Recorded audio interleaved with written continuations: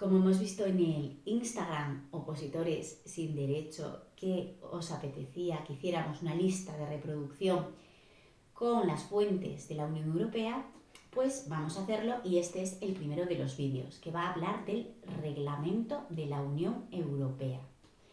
¿Qué vamos a ver en el vídeo? Vamos a ver las características fundamentales de la Unión Europea, lo esencial. Pero, si bien es cierto que es lo esencial, es lo que más preguntan en las oposiciones, tanto en los test como en las preguntas cortas. Vamos a ver las características y las vamos a ver a través de un ejemplo para entenderlo mucho mejor. Reglamento de la Unión Europea.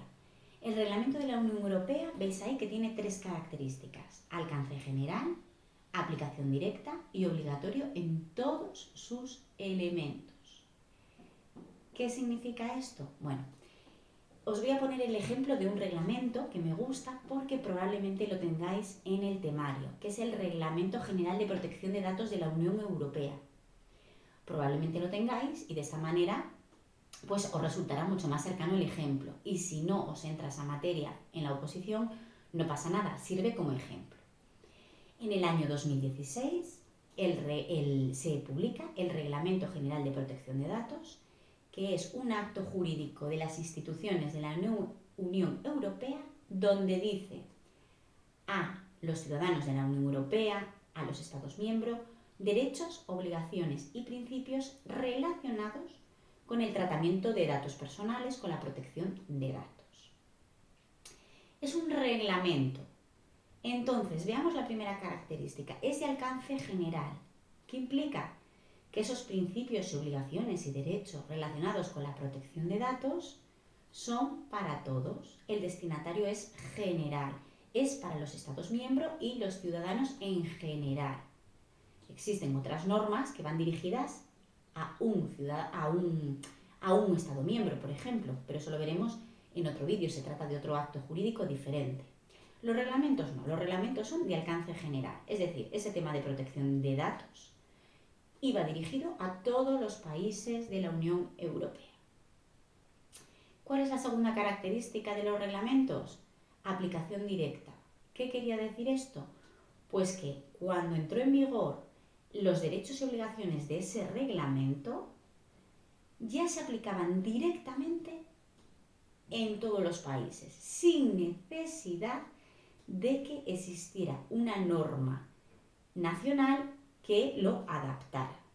Es decir, en España, por ejemplo, si se recogía el derecho a que el consentimiento del tratamiento de datos tuviera que ser explícito, es decir, tuviéramos que dar un consentimiento explícito para que trataran nuestros datos, ese derecho no hacía falta que una ley nacional, una ley española, recogiera ese derecho, porque si eso está en el reglamento, ya tiene una aplicación directa y yo puedo acudir a los tribunales invocando esos derechos que me confiere directamente el reglamento de la Unión Europea.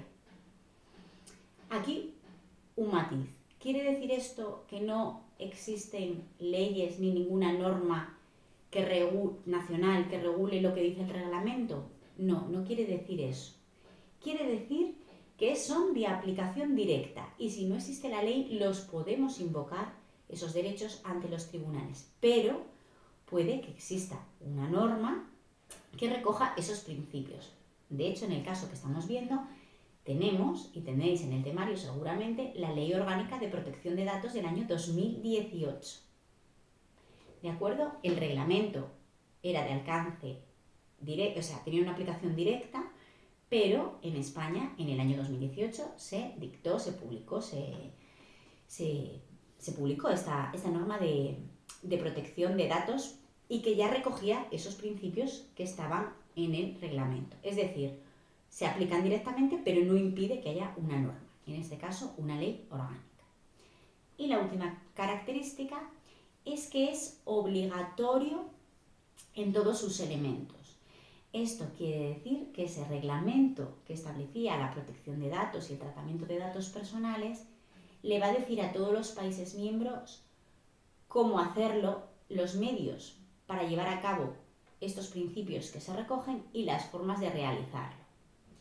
Esto se opone a otras normas de la Unión Europea, a otros actos jurídicos como son las directivas, donde no se obliga a los estados la manera de conseguir el objetivo. Simplemente se fija un objetivo y los estados determinan los medios y las formas. Aquí no. Este reglamento de protección de datos, obligó a los estados en todos sus elementos. Bueno, pues esas son las 3 características fundamentales. Creo que con el ejemplo del reglamento de protección de datos se entiende mejor. Estas son las 3 características fundamentales. Os añado que, por supuesto, los reglamentos se publican en el Diario Oficial de la Unión Europea y debajo de las características, tenéis derecho derivado y vinculante. ¿Qué es eso? Bueno, eso no son características, eso es más bien donde englobamos a los reglamentos. Los reglamentos de la Unión Europea, os he dicho que están en el ordenamiento jurídico de la Unión Europea y se consideran derecho derivado. ¿Por qué? Porque lo dictan las instituciones comunitarias, no los propios estados.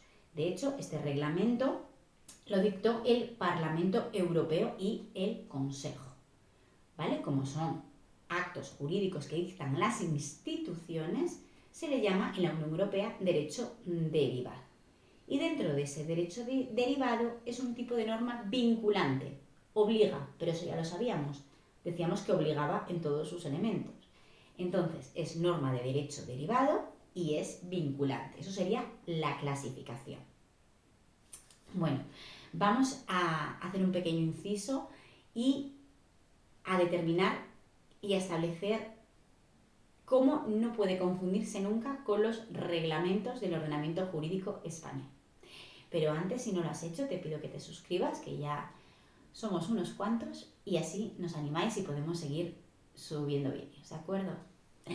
Vale, diferencia del reglamento de la Unión Europea y el reglamento del ordenamiento jurídico español. En principio no tendría que causar ningún problema, porque no tienen nada que ver. Uno está en el ordenamiento jurídico comunitario, el otro en el español.